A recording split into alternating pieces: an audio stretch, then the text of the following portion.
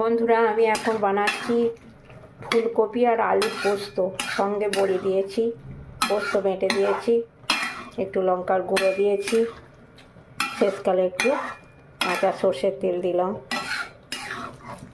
আমি আগে আলু আর ফুলকপিটা ছোট ছোট টুকরো সেদ্ধ করে নিয়েছিলাম। দিয়ে আমার এখন ফুলকপি আর আলুর পোস্ত সঙ্গে বড়ি দিয়ে হয়ে গেছে। আমি এবার নামিয়ে দেখাবো।